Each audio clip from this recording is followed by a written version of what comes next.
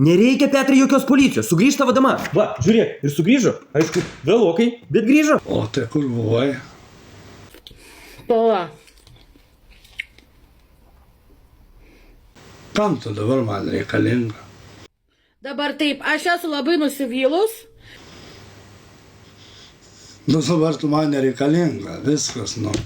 Nu, Petrai, ką tu ją iškart varai? Ar aš neteisus? Petrai, nu, išklausyk gal ją. Aš žiūrėkit, nesusilaikiau, man išmetė, aš pasakysiu savo nuomonę. Ir sako, ai, tu blogai darai, taip ir panašiai. Po to, kai šiandien 3 kartus su grėtinė apsipyliau. Bet ten niekas. Nieko nesuprantu, kas čia jum abiem daros?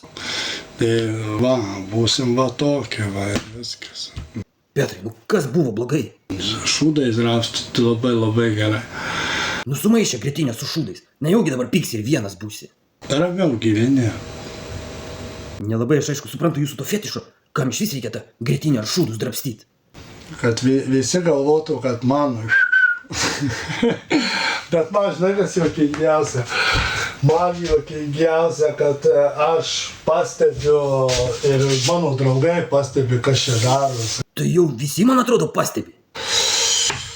Tai va, aš tik tiek galiu pasakyti, man tai juokinga, žinai, būna, kad to nejuokinga. O tai ką kaimynai galvoja?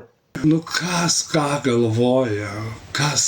galvoja, va, žemai kabo, kas ką galvoja. Poch.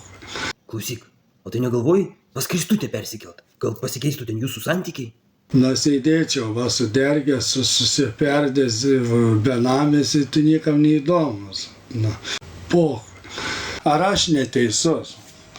Va!